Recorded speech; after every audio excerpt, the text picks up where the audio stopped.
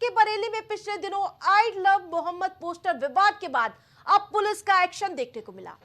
दूसरी ओर इस पर सूबे की सियासत गर्मा गई, क्योंकि आज समाजवादी पार्टी का 14 सदस्यों का प्रतिनिधिमंडल बरेली जाने वाला था, लेकिन प्रशासन का साफ कहना है कि कोई भी वहां नहीं जा सकता है।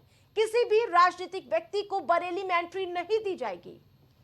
पुलिस की सख्ती, अब तक 83 लोगों को गिरफ्तार किया जा चुका है।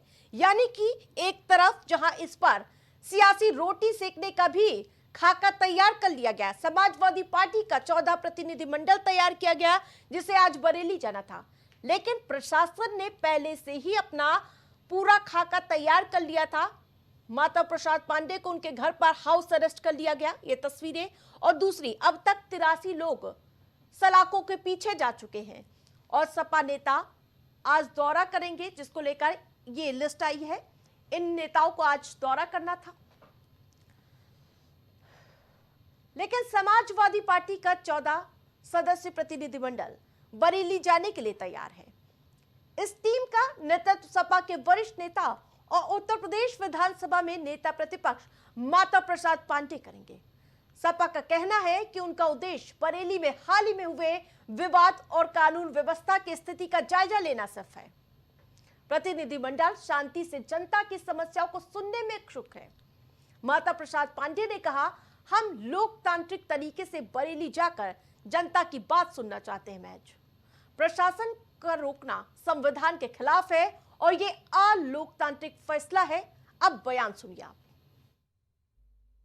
जिस घटना की हम बात कर रहे हैं, पहले उस घटना को समझना बहुत ज़रूरी है कि हमारी सरकार की मंशा क्या है। उत्तर प्रदेश की 4 सितंबर 2025 को जब पहली बार आई लव मोहम्मद का प्रोसेशन आया, तब जाकर के न्यूज़ में ये खबर आई कि इसको लेकर के FIR दर्ज किया गया। फिर पता चलता है कि नहीं, वो प्रोसेशन के लिए परमिशन नहीं ली गई थी, इसलिए FIR दर्ज हुआ।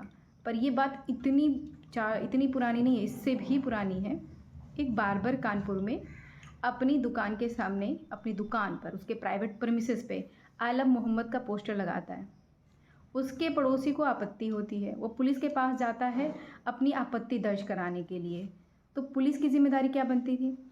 पुलिस की जिम्मेदारी बनती थी उस व्यक्ति से कहता कि भाई साहब, उसने अपनी दुकान पे लिखा हुआ आई लव मोहम्मद, इससे आपको आपत्ति नहीं होनी चाहिए। वो उसका प्राइवेट प्रेमिसेस है, उसको राइट है अपने प्राइवेट प्रेमिसेस में अपनी विचारधारा को एक्सप्रेस करने का। आपका भी अपना घर है, आपकी अपनी कोई दुकान हो, तो आपको आई लव महाकाल लिखना हो, आई लव संविधान लिखना हो, आई लव जो लिखना हो आप लिख लीजिए। लेकिन नहीं, पुलिस ऐसा नहीं करती। क्यों? क्योंकि ये उत्तर प्रदेश की पुलिस है। उत्तर प्रदेश की पुलिस जो है, माननीय राष्ट्रीय अध्यक्ष श्री अखिलेश यादव जी को JPNIC जाने से रोकती। क्यों? क्योंकि उनको कीड़े मकोड़े काट लेंगे। सफाई नहीं हुई थी JPNIC की। उत्तर प्रदेश की पुलिस है, ये कहती है कि आप छत में नमाज मत पढ़िए, क्योंकि आप अपने छत में नमाज पढ़ेंगे तो आप तो 2.5 साल के बच्चे हैं, आप गिर जाएंगे। ये उत्तर प्रदेश की पुलिस है ना, तो इसीलिए ये संविधान की भाषा बात ना करके माननीय मुख्यमंत्री योगी आदित्यनाथ की भाषा इस्तेमाल करती है। तो पुलिस महोदय जाते हैं, उस बार्बर को थ्रेटन करते हैं। अगर समाजवादी पार्टी के लोग बरेली जा रहे हैं तो इसमें कोई आश्चर्य की बात नहीं है, क्योंकि ये तो पूरा उत्तर प्रदेश जानता है कि दंगाइयों के पक्ष में सदैव से समाजवादी पार्टी के लोग खड़े रहते हैं। बरेली में जो कुछ हुआ उसमें बहुत सारे पुलिसकर्मी घायल हुए, लेकिन किसी एक पुलिसकर्मी का हाल जानने की चेष्टा समाजवादी पार्टी या अखिलेश यादव ने नहीं की है।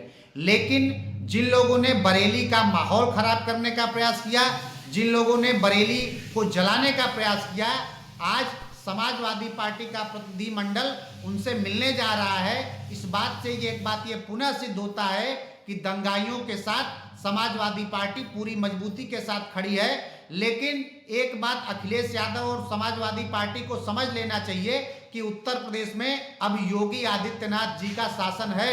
अगर उत्तर प्रदेश में कोई भी व्यक्ति अराजकता फैलाने का प्रयास करेगा, धर्म के नाम पे माहौल खराब करने का प्रयास करेगा, तो उसकी डेंटिंग पेंटिंग हम करेंगे। ये अपने दिमाग में सब लोग भर लें।